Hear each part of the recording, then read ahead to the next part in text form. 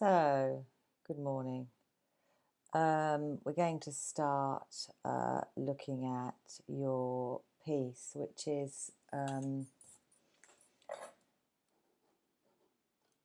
the comprehension basically on the internet. So, we'll just read it quickly just to remind ourselves, okay? How the internet helped me find my voice as a social media obsessed teenager, adapted from an article by Aidan Travis Scott. As a person who was sometimes born in the mid-90s, being surrounded by this technology for one's whole conscious life seems normal. I think that because of this, my generation has found it increasingly easier to make and voice our own opinions, particularly with the aid of social media. So make sure you have the text in front of you that I sent you just to go through it. So, as a young person who was born sometime in the mid-90s, being surrounded by technology for one's whole conscious life seems normal. I think that because of this, my generation has found it increasingly easier to make and voice our own opinions, particularly with the aid of social media.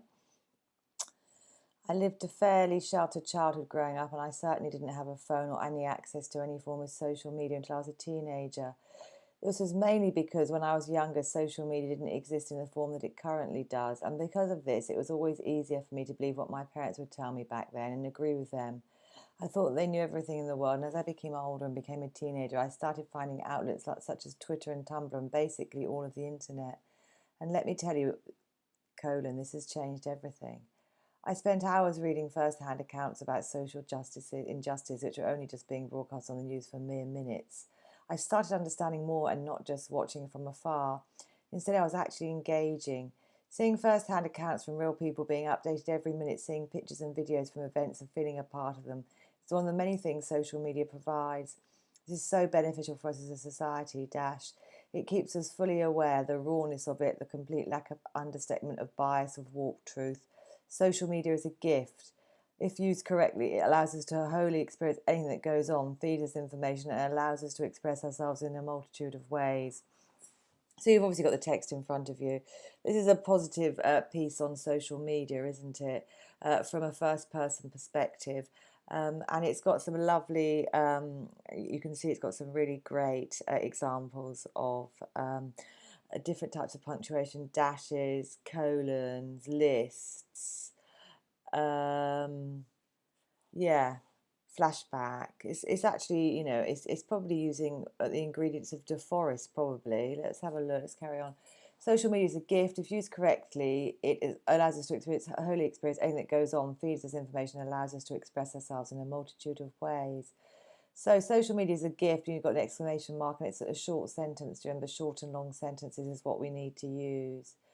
Being able to make your own judgment and have your own opinion is one of the most liberating feelings. Without the internet, especially sites like Tumblr, I wouldn't have been able to achieve this. It's extremely difficult when your parents or older family members think one thing and think they completely know and understand the situation, and you think the other, especially when they can tell you that you're wrong and too young to understand. Sometimes, actually, most of the time, it seems as if members of our parents' generation are too old to understand. They don't realise that there are hundreds of sides to each story. Okay, not hundreds, but my generation likes to exaggerate. So exaggeration is, and humour are one of the ingredients of De Forest, or R faster crotch, basically, which I might just play you that one actually today, R faster crotch. Let me write that down. That's a Mr. Salah's one. And so basically she's using all the ingredients of a persuasive piece. There are some fake sides, some real, some exaggerated, and some toned down. The difference is on social media, finding the facts is easy, You just have to know where to look. Having the confidence to stand up to your family, to tell them that you don't think that they're seeing it from the whole perspective, that they're in fact misinformed, is something that I want to have for ages. Being able to voice my opinion openly on Twitter helped me with that confidence, and eventually I overcame my shyness and anxiety and started participating more in family discussion. Even when I knew that no one else shared my opinion, it felt enlightening, freeing, and absolutely amazing. Rule of three. Remember that. Try and use that in any of your writing. I guess what I'm really trying to say is growing up in this generation surrounded by social media has allowed me to become more social, and I've become more socially aware and actually in tune with world issues. I'm social in the sense that I can voice my heavily backed up views to my somewhat closed-minded family. So you've got brackets there, haven't you? Social in the sense that when meeting new people, the conversation started can be something other than what the weather is that day. Instead, it could be about events in the country across the ocean from where we are. Absolutely. So you've got lovely repetition there. So this is a really good piece. Basically, social media gives your friends, your family, and pretty much everyone power. So again, she's addressing us there, isn't she? She's addressing the audience. Um, Power, direct address, power to incite change, power to involve oneself in social actions, power to form individual thoughts and opinions, power to make a change. So lots of lovely repetition, which is also part of De Forest, isn't it? So she's using De Forest. I will show you our faster crotch as well, which is also another mnemonic that will help you with persuasive and transactional writing. Writing that tries to achieve something that's the opposite of creative writing, in the sense that it's trying to use facts to achieve something, whereas creative writing is trying to use one's imagination to paint a picture. Anyway, social media is so important when used for good, and so while issues such as cyberbullying are obviously widespread today, for me, the pros of social media outweigh the cons. It's the most universally usable tool someone could own. My only advice is to use it wisely and for good. Okay, so I'm going to actually open up the other one, actually, to be honest. Let me just go and get the paper to go through.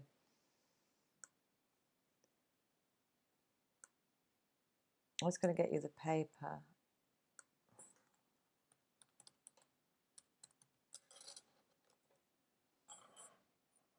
So I'll just read it to you.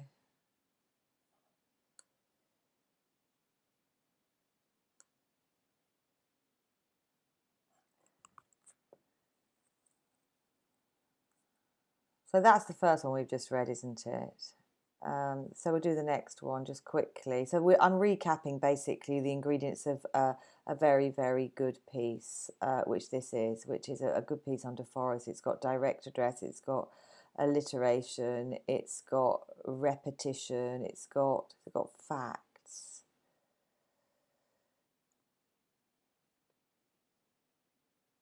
Yeah, I spent reading firsthand about accounts about social duty. She could have actually put some more facts in there, to be honest. Facts. It's got a flashback.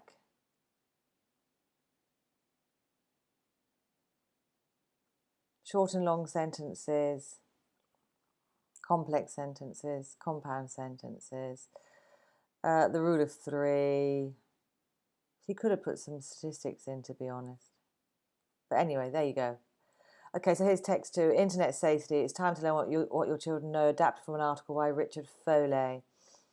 I'm sure we can all remember childhood temptations to push the boundaries of curiosity.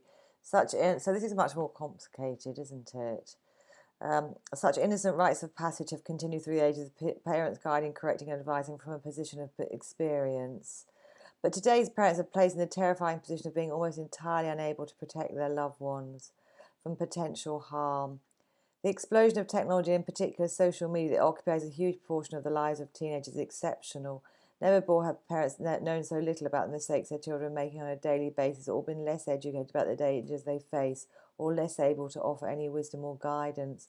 So that's doing superlatives there. Never before, less. So that's an important thing to try and do, to add some sort of contrast there. Again, it's got doing the first person. It's doing complex metaphor, innocent rites of passage. That's a complex metaphor, actually. So it's using imagery.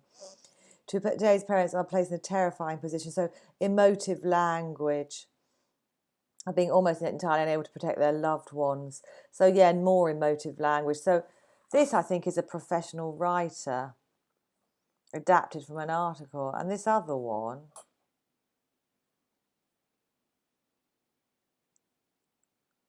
is more from a sort of a young person, a teenager's perspective. Anyway, as a result, parents are forced to seek cures rather than preventions, picking up the pieces rather than preventing the damage in the first place. Today's parents have realised that simply to ban a child from using social media to raises the barrier of distrust, forcing children into a position of dishonesty. The power of their addiction to the drug of technology creates communication difficulties between parents and children.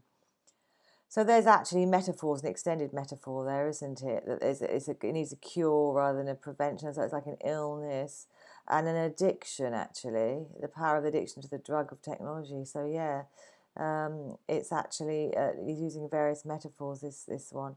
Charities, schools, and organisation Rule of Three are fighting back and have made great significant progress over the past 5 years in providing education for children of all ages to help protect them while using online technology.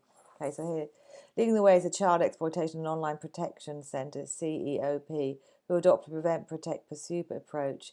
CEOP sees its role as education and bringing offenders to justice. A recent study by the National Society for the Prevention of Cruelty to Children demonstrates a shift from online predators who are unknown to online contemporaries who are often known to those they victimise. So here's got facts in. It's a pure de forest, this one. The NSPCC states the focus of campaigns now needs to shift towards reducing the risk from their peers. Oh, he's a headmaster. As a headmaster, I'd love to have a magic button which could automatically filter adult content and block comments which upset others, but websites such as Facebook and Twitter are no different from many aspects of society in their ability to cause harm if access to them is not monitored by parents. We've seen in the past few months some horrific examples of children reaching such a state of despair that they take their own lives, a hideous reminder of the menace of cyberbullying. So this is a persuasive piece about the problems of the internet, isn't it? I've met many parents who object to these sites who are nonetheless happy to allow their children to watch films intended for adults at a much younger age. Some parents then knowingly turn a blind eye to computer games such as Call of Duty or Grand Theft Auto, which have such a great harm, which have just as great a potential for harm or desensitization. Now, desensitization is when you watch something so many times you become desensitized. It's a sort of psychological term, basically. Okay, it's when you're desensitized to something. Engaging in open discussion and showing a consistent interest in their patterns of behaviour is a good start. So to affirm boundaries from the outset. Ensuring that laptops are not in their bedrooms. Whoops, sorry. So he's giving some advice here, isn't he? Ensuring laptops are not in their bedrooms. Where am I? Preventing mobile phone and internet access late in the evening and especially keeping such devices away from children at night time will help reduce the risk. I'm yet to meet a parent who is happy about their child spending several hours every day using a mobile phone, tablet or computer, again, rule of three. But few seem to have the confidence to enforce what they know to be sensible behaviour. He's right. Often parents who don't know where or how to start. These challenges require a firm stance. As with so much of adulthood and teaching, consistency is vital, using the dash. So very strong advice from a teaching professional here. The consequences of failing to do this for our children are clear to see. An alarming statistic recently suggested that the current rate, by the time our children's generation reach 80 years of age, they will have spent 25% of their lives in front of a screen for recreation purposes. If that prospect is not enough to spur us as parents and teachers into action, we deserve every problem we get. So I am going to say that whatever you feed into your mind via screens or books, it comes back to you. And that's why you should be really careful about what you feed into your mind. Because if you feed toxic things into your mind, you'll find that toxic things come back to you. So like really awful horrors or things like some awful pictures in the news, or all of those things will shape your consciousness. So you have to be careful what you feed your mind, like you're careful what you feed your body. Anyway, so here are the questions. The following questions are based on text 1, text 2. You should spend about 40 minutes answering the questions. So let's just go to your questions. Here we are. I'm going to make it slightly bigger and fill the page. Right. So Okay, so the first two you've easily got right, haven't you? First two you've easily got right, so I'm going to give you 2 marks. Where am I? 2. Can I write in here? Here, man, let me write. 2. Okay. I'll write that in. Blue. 2 marks.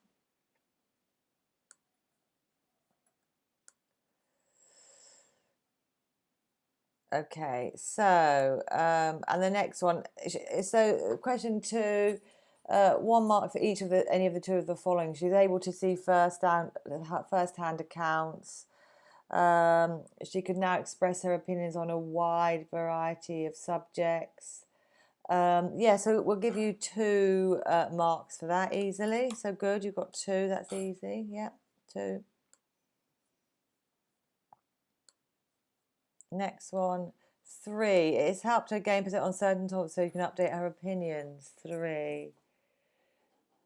1 mark for each of any of the 4 of the following in own words.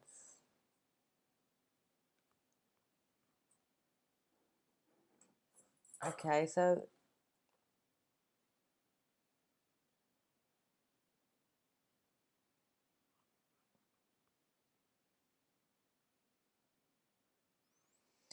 for number 3,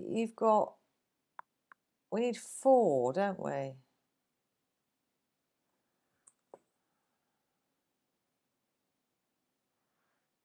4A. What have you done for 4?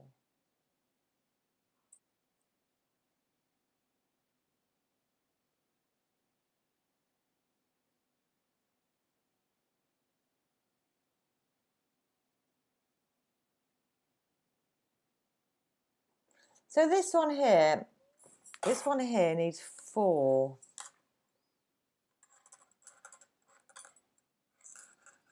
We need 4 points basically for that. Okay, and so the 4 points we need are: it helped her express her ideas, it has developed her self-confidence, she can find out information, she can find out different aspects, perspectives of a story.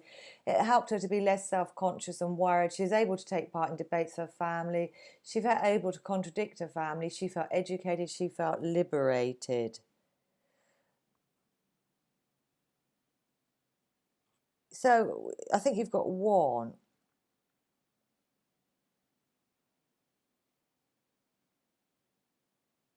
One of those points. So I'm going to give you 1.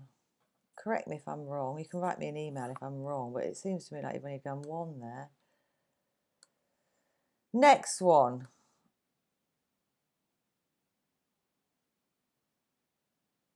So this is number 4.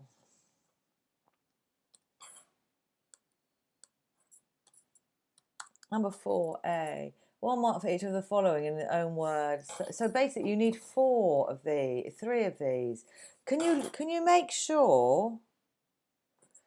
Make sure you look at the questions and the marks available. So this is your answer. Is that right? Is that your answer? The internet has given enough information to have an opinion about many things.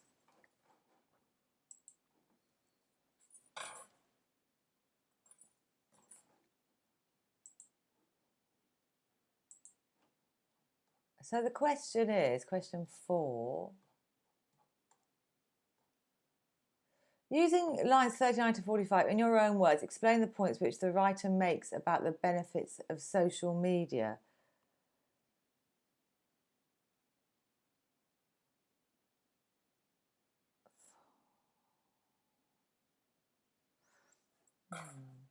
That's actually worth 3 marks, all right.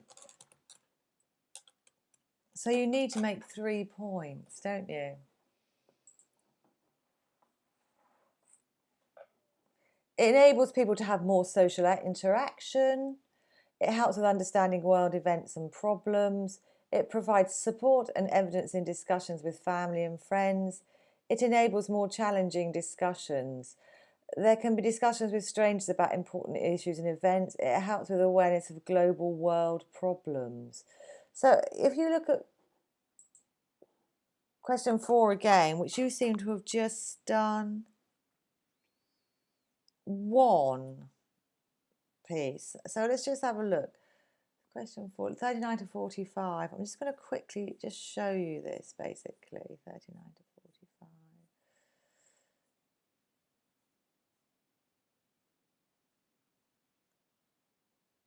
35, 37, 38, 39. Okay, so here we are. I guess what I'm really trying to say is growing up in this generation surrounded by social media has allowed me to become more social. I've become more socially aware and actually in tune with world issues. I'm social in the sense that I can voice my heavily backed up views to my somewhat closed-minded family and friends. I'm social in the sense that when meeting new people, the conversation starter can be something other than that, what the weather is that day. Instead, it can be about events in the country across the ocean from where we are. So she's, in your own words, explain the points the writer makes about the benefits of social media. So I would say, in my own words, I'm more educated on important contemporary issues. I can talk to people in my social circle about issues that aren't that are of national and global importance. And I'm able to use this to have a more interactive and effective personal life. That's what I would say. So that's the 3 points. Okay.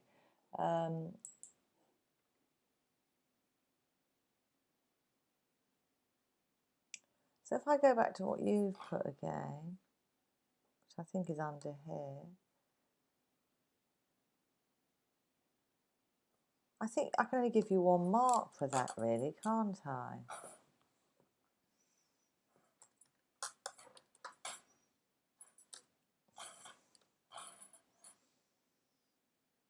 Okay, so we'll go on to the next one. I think what I'm going to do is I am going to get the mark scheme, okay, and I'm going to insert it in our document so that you can have a look yourself. All right. And here we are. This is the mark scheme. I'm just going to copy it and I'm going to email it to myself and then I'm going to put it in our document. Okay. Paste. I'll actually email it to you as well, actually.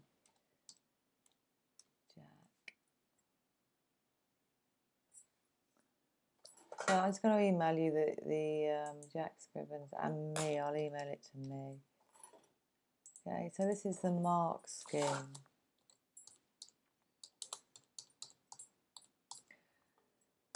Right, I'm actually a bit concerned that you're not looking at the amount of marks. All right, that this is worth. I'm not really looking at the amount of marks that this is worth. You need to look at the amount of marks that every question is worth. Okay. So I've emailed you the mark scheme now. Okay, so if we go on to the next one, question 5. Let's just read question 5. In the last paragraph, the writer believes social media is powerful. State 2 ways that she says it is powerful. So you put, it allows anyone to make an opinion. It can provide with anyone with information. Okay, yeah.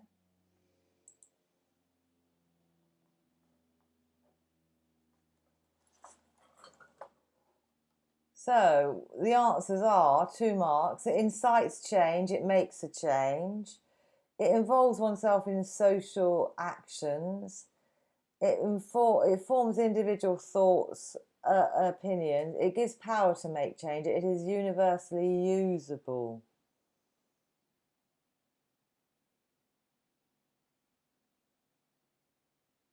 So 1 mark for each for any 2 of the following. So you've got, it allows anyone to make an opinion. Okay. Because they've read about it on the internet. I probably would want more information there. It can provide anyone with information. Okay, if we look at the document again,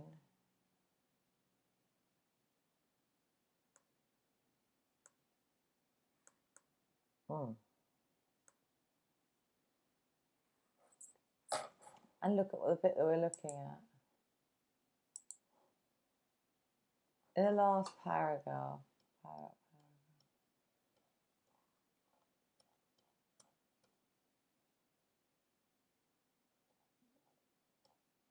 Basically, social media gives you, me, your friends, family, pretty much everyone, power. Power to incite change, power to involve oneself in social actions, power to form individual thoughts, power to make a change. Social media is so important when used for good. And so while issues such as cyberbullying are obviously widespread today, for me, the pros of social media outweigh the cons.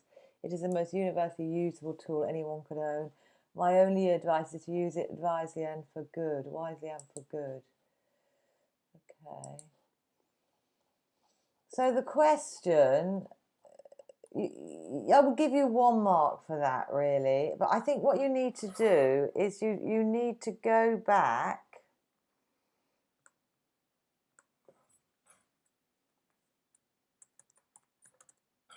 You need to go back to the actual bit and see what the actual meaning of it is. So the meaning of that particular one is about the power it gives you, isn't it? In the last paragraph, the writer believes social media is powerful. State 2 ways that she says it is powerful. So she says it's powerful because it incites change. It allows an individuals to form opinions outside of their own social circle. It gives us power to make the changes. It's available all over the place. So it's not just the information, it's what you do with the information, isn't it? So I would suggest reread the piece, the section, every time. Okay, then answer. So because it's a bit vague what you're putting. It's a bit vague. Reread and directly link to question. However, you'd still pass. Okay, but you need to reread the question directly, focus on the question. So you want something like it incites change or gives us power to make changes, or it is universally available and usable.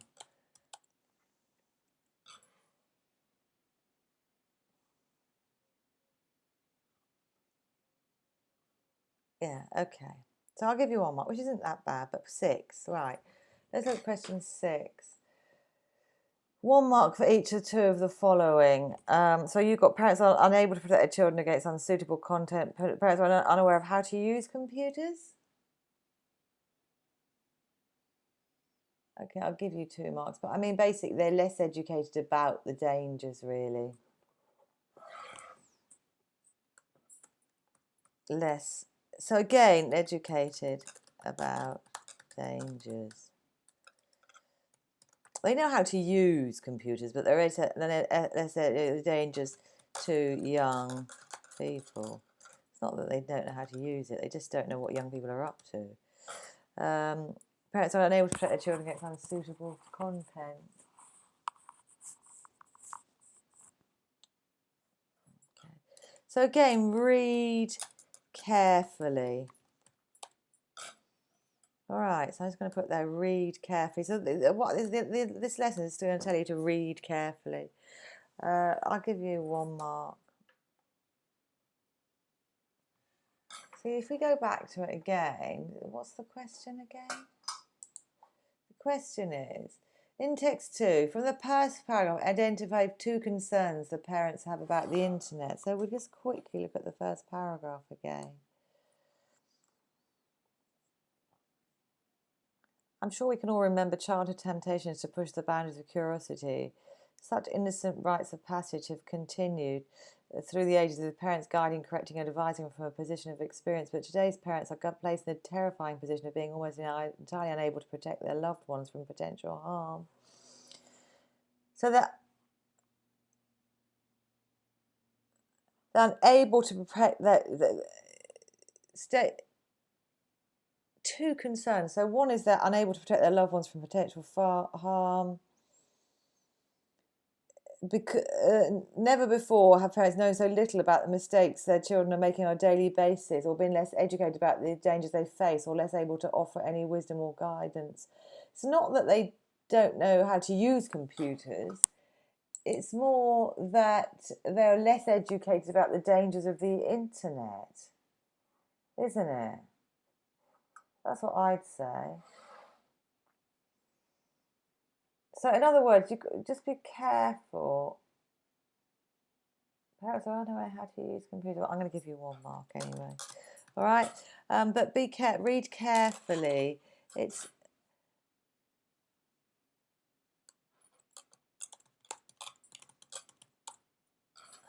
okay. Question 7. So basically, that's right. Question 7. So the answer to that is it decreases trust. Yes, and it makes the child actively love something he likes. Yeah. Okay. We could say communication difficulties. But yeah, I'll let you have that. I'll give you 2 marks for that. Okay, good. Do you like this comprehension? There we are, 2 marks. Okay, question 8. 1 mark each for any of the following your own words. Any 3 of the following. So you need 3 here. Again, this is the 3 mark ones you're dropping. You are dropping the 3 mark ones, aren't you? Because you've only done 1.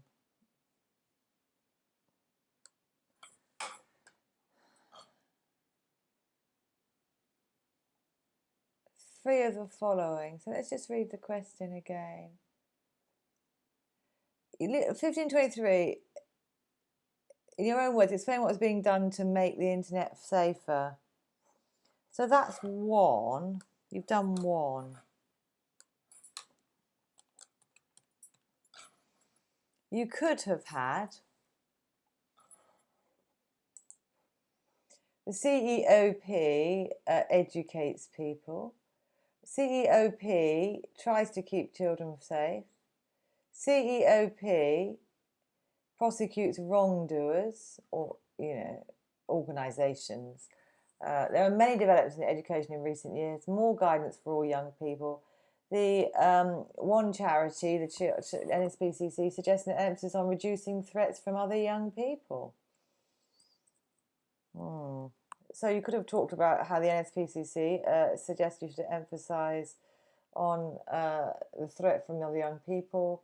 You could have said there have been many developments in education in recent years, or you could more guidance for all young people, or about the CEOP. So I'll give you 1 mark. Okay. Okay, next one. 9. So the question 9 is, in lines 34 to 48, the writer offers advice to parents. In your own words, identify 2 of his points and provide a quotation from the text to support each point. So this is worth 4 marks. What have you put?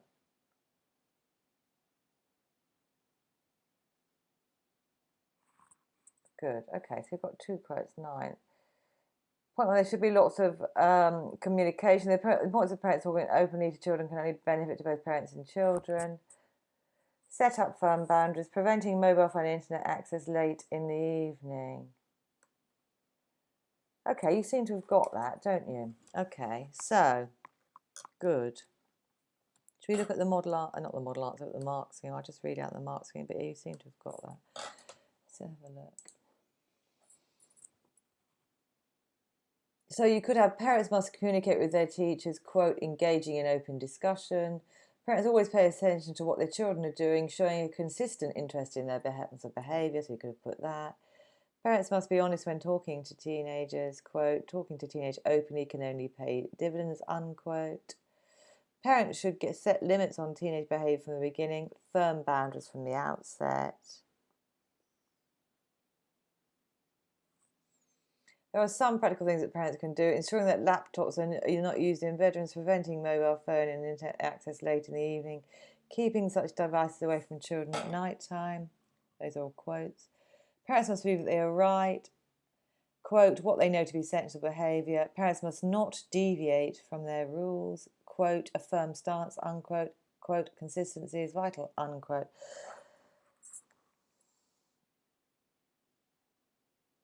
Okay, well, I'm going to give you 4 marks for that. Although I do think, you should try and do a little bit more explanation. In other words, so I'd like you to write in whole sentences. Okay. Because this is an English exam. All right.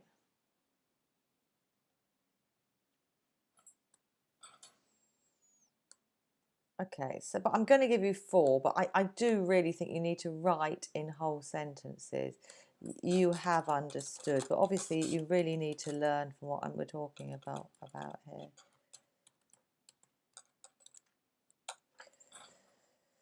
Ten, right. So question 10 is worth 6 marks, all right? So what I'm going to do is I'm going to open the mark scheme. I don't think you've got enough.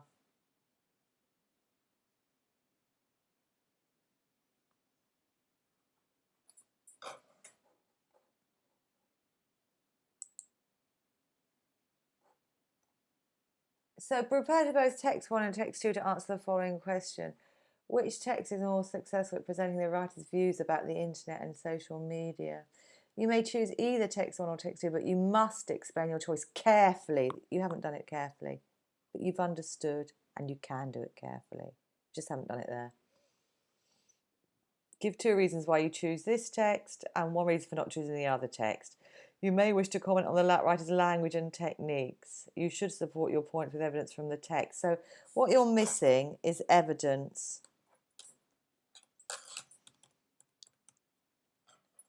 Okay, that's what you're missing. In other words, you haven't got enough detail. Having said that, you have grasped the essence of the question, okay?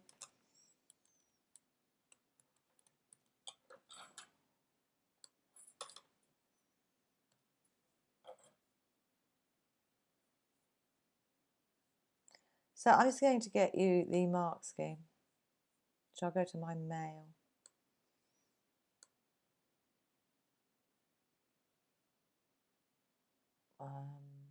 So just have a little breathe while I get my mail up. I don't know why it's not coming up.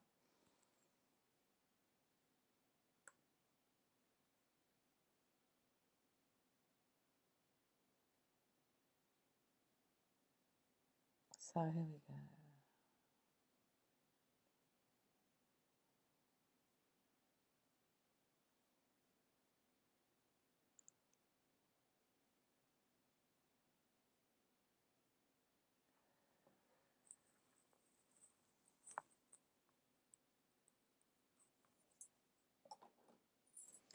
So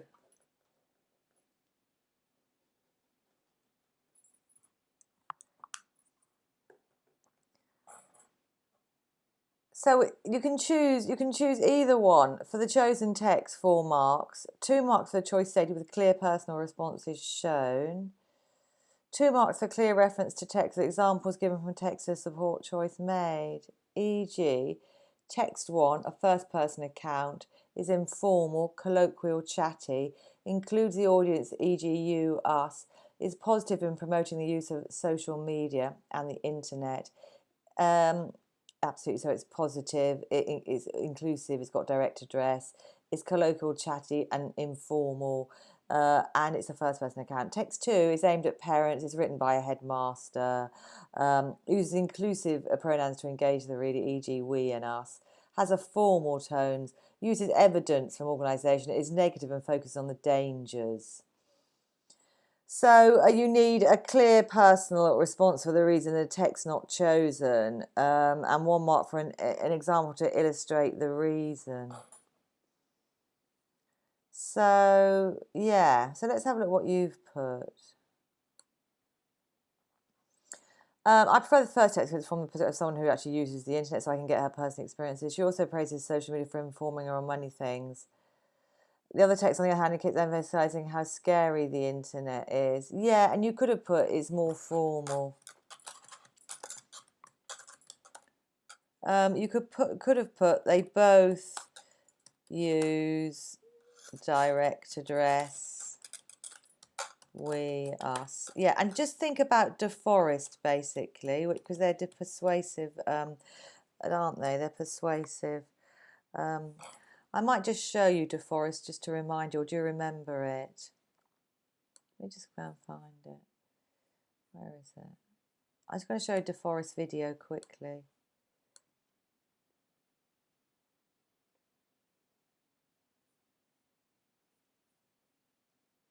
Because that's the basis of a lot of what we're doing. Whoops, where am I? Your channel, no. DeForest.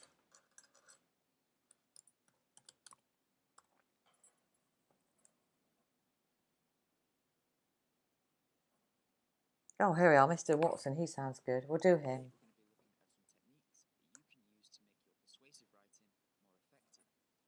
Now I'm just going to stop this. Basically, what you're often given is some form of persuasive writing to unpick. So what you can easily do is find what's kind of how they're trying to persuade you in one way or the other to their opinion.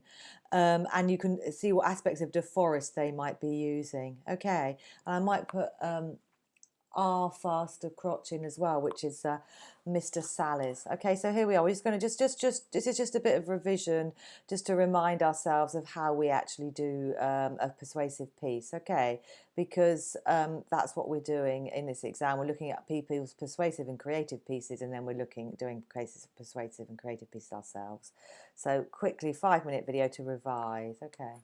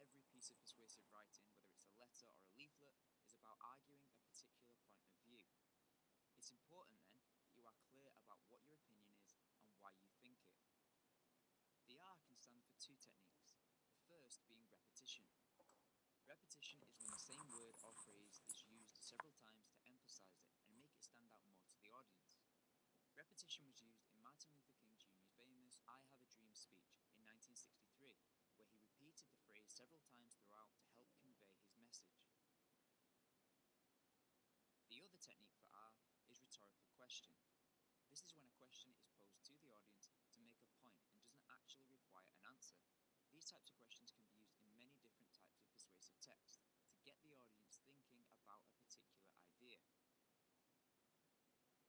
The E also stands for two techniques. The first is emotive language. Emotive language is any vocabulary that evokes an emotion within the audience. This all depends on how you want your audience to feel.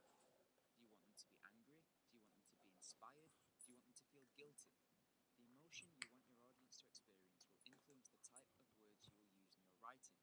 So think carefully about choosing the most effective vocabulary that you can so that it has the result you want. The second technique E stands for is expert opinion. An expert opinion is when you bring in somebody else's point of view, particularly someone with knowledge and expertise in a specific area. For instance, a persuasive leaflet trying to sell a new type of toothpaste might use a quotation from a dentist to help convince the audience that the toothpaste is so good it's approved by experts of teeth. If you're writing a letter to convince your local politician that litter is becoming a problem in your town, your expert opinion might be people who live in your town and can contribute their own perspective on the issue. The S stands for statistics. Statistics are basically facts with numbers. Percentages, fractions, survey data, all information that is as accurate as possible. Again, these appear frequently in all kinds of persuasive texts to reinforce the perception the writer or speaker really knows their stuff and should therefore be believed. The T stands for triple. For whatever reason, humans seem to remember and like the sound of things when they are in groups of three. Beginning, middle, and end. Every little helps. Blood, sweat, and tears. All examples of key pieces of information being grouped into threes. Try to use this technique when listing information such as facts or when giving a description. Finally, we have the I, which stands for imperative. An imperative is a command and is used to basically tell people what to do. Vote for change. Do not enter. Make a difference. These examples are all instructing the audience to take action. Used correctly and in an appropriate way, imperative sentences can be a very effective tool in persuading your audience. Okay, so that is De Foresti. Remember, not every technique here will be appropriate for every type of persuasive text and topic. Try to think about the benefits of each one before selecting the techniques that you think will really help to convey your message. That's all for this one. Thanks for watching, as always, and I hope to see you next time. Okay, so that's De Foresti. Imperatives, an order basically is telling you to ban your children from the internet, or just sit in the same room as them, or just give an order basically. That's a nice thing to do when you're doing a persuasive piece. Okay. But anyway, and also that's when you're examining other people's, look at what aspects of De Foresti they're doing, imagery as well. And one hasn't got imagery, and I have I on the end. You can have imperatives, you can have imagery on the end. There's lots of mnemonics. I will do another mnemonic with you next time. Yeah, I'm going to do another mnemonic with you when I make a video for you on Friday video. Okay. I'm going to feed you back your section B on Friday and section C, because it turns out it's taken me a lot longer to feed you back section A than I imagined, because we're almost finished. So basically, what I want you to do is I've sent you for homework. I've actually sent you a piece to do, which is I just want you to do section A. It's another 2018 paper. I just want you to do section A, and I want you to really carefully write the mistakes that you made before. Okay, so basically make sure that you write, when it says 3 marks, write 3 marks. When it says, for 6 marks, make sure that you do point, quote, explanation, so that you get all the marks basically. So let's just quickly go back to your piece basically. Where are we? It's under here, isn't it? Right. Okay, so as I prefer the first text, it's from the perspective of someone who actually uses the internet so I can get her personal experiences. She also praises social media for informing her on many things. I would like a quote there, really. Okay. The other text, on the other hand, kept on emphasising how scary the internet, and so I want a quote. And I've added, that's me, added it is more formal. Yeah, so whether you look at the language basically, and I want a quote. Okay. So I would actually give you 3 marks for that. So you're going to pass this definitely, okay? You're actually going to pass it. But let's try and do really well. All right, let's try and do really well. Okay. Just going to plug my earphones back in. So, right, so this is your section B. Right, before I mark section B, I'm going to show you another video, which is basically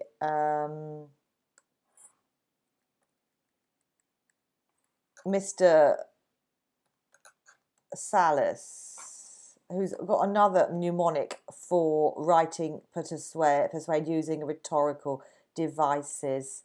All right, so basically, most of the people, the articles are going to be given in this exam are using writing persuade. So we're trying to look at what rhetorical devices they use, and what we're also trying to do is we're trying to be aware of how to use those rhetorical devices ourselves. So I've just read your social media piece. I would like you to have a little bit of a think about using the rhetorical devices in these. And I am going to say that you are allowed to use all the examples from text 1 and text 2 in section B. But I'm going to talk to you a little bit more about that. Okay, next lesson. So how long have we got left? About 6 minutes. So I'm going to start, you can start watching this, and then I'll talk to you all about it. Now, can you take notes on this, please? Writing to persuade using rhetorical devices. And I will give you feedback on this next lesson. Okay. And make sure you, for next lesson, do the other one. I want you to actually make sure that you sort out the issues we had before, but you're getting there, all right? So you're going to do section A. Make sure that you're writing at length and rereading sections. And don't necessarily do it to time at the moment. You don't necessarily need to do it to time at the moment. I just need you to get it right. Okay. We're running out of time, really. Well, I'm going to play this anyway. Welcome to today's video on writing to persuade. Now, the first thing I want to tell you is that most teachers find a very narrow focus. You might have learnt A Forest or Da Forest to learn persuasive writing techniques, but that's really like trying to teach someone to ride a bicycle with stabilizers. Yes, it gets you from A to B and it stops you falling over, but it's not really riding a bicycle. So today I want to teach you how to aim your sights higher. So this is what I teach my students. Faster croc! That's my handy mnemonic for remembering nearly all the persuasive writing techniques. A, alliteration. H, hyperbole, which means over-exaggeration. Notice it's spelt hyperbole, but pronounced hyperbole. F is for facts. A, anecdote, which means a little story that purports to be true, may not be, but a little story nevertheless. S, statistics. T, the rule of 3, the pattern of 3, triplets, however you've been taught it. E is emotive language. R is repetition. C, contrasting pairs, and I'll explain what that is later using the great Jeremy Clarkson as an example. R, rhetorical question. O for opinion, and C for creating an enemy. So that's where I started raising the ambitions of my students, and we'd do this as a starter activity. I'd just get 5 people up and they'd have to go through this whole list in order from memory, and it works remarkably quickly. If you want to remember it, here's my little clue. That's what's happened when the faster crocs got you. What I use in class is in fact drawing. You'll see that in a minute. So here's, I've had to write it from memory. I just give the students the typed version, so it's just the mnemonic. and then I have to add things as they call them out in order. But you will have noticed, if you were perceptive, that my mnemonic has changed from a faster croc to faster crotch. If I go back there, you'll see that the crotch has been misspelt.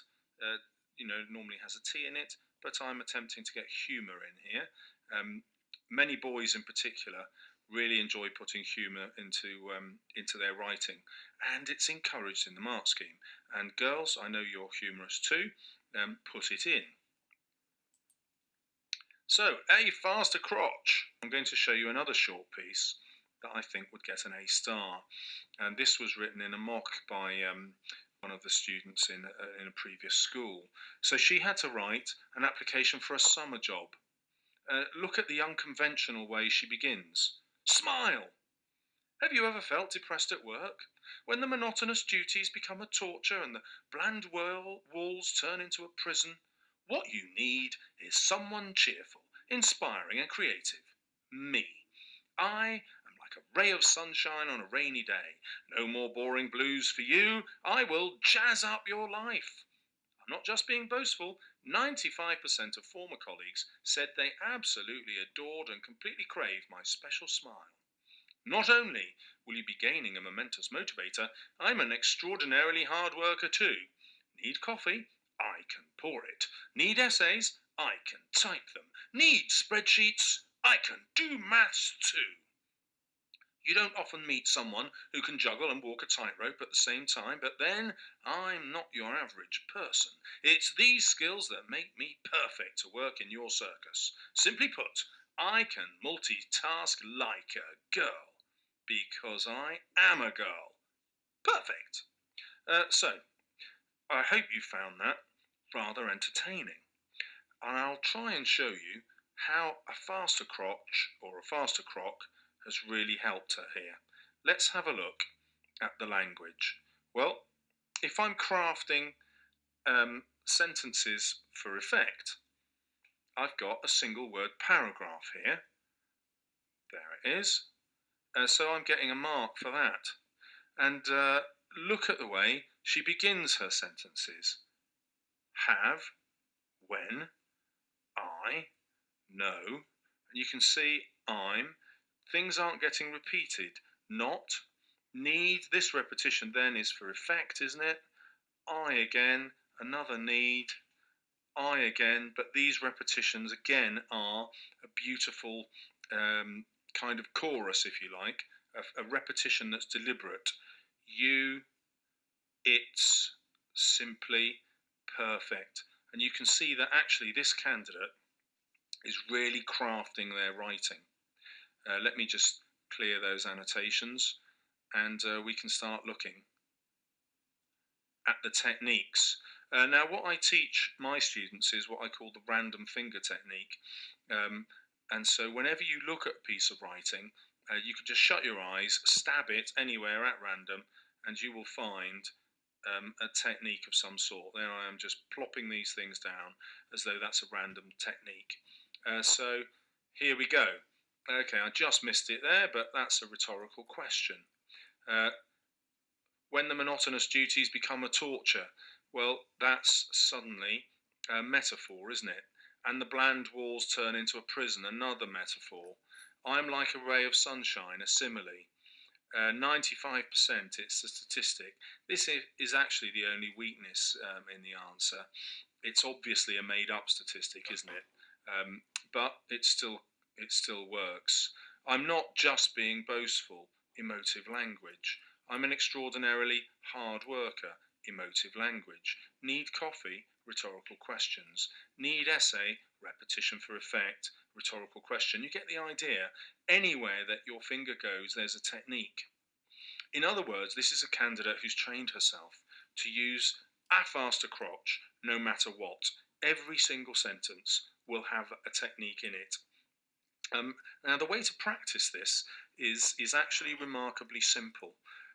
What I'll teach my students to do is just respond under time conditions. So if you're practicing it, I do this. I start somewhere on my list and I say to them, right, you've got 1 minute and 1 minute only to come up with a sentence And so the first one might be that. Okay, your first sentence has to have a rule of 3 in it. You can carry on writing a bit more in the 1 minute, but go. And at the end of the minute, I'll hit the next one. You must use.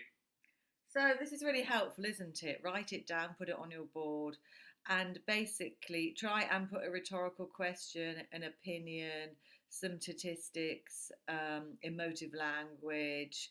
Is wonderful, it is hideous, it is disgusting, it is shocking. Hyperbole, locked in their room all the time, staring at the screens like little monkeys. Use imagery. He hasn't got imagery there, has he, actually? So so these are helpful to try and include De Foresti plus some of perhaps this one, which I quite like the fact he's got humour in there, and I also like the fact he's got contrasting pair on the one hand, on the other hand. Okay, so that's what contrasting pairs is. It's having two opposite. On the one hand, sitting in your bedroom all the time, staring at a screen is very bad for you. On the other hand, um, not having access to social media and feeling isolated and on your own was also bad for your mental health. So, you can try, that's the contrasting pair on one side, on the other side. Okay, so those are the sort of things you've got to think about when you're in your section B piece. If they're asking you to do a persuasive or any transactional writing, any piece of article that's factual, transactional, often could do with all of our faster crotch or, as I say, De Foresti. I'm going to end there. Yeah, if you've got any issues, email me. Okay, I will send you the marked document now, the half marked. I'm going to carry on marking it with you when I see you next on Friday. All right then, bye. Use emotive language in your next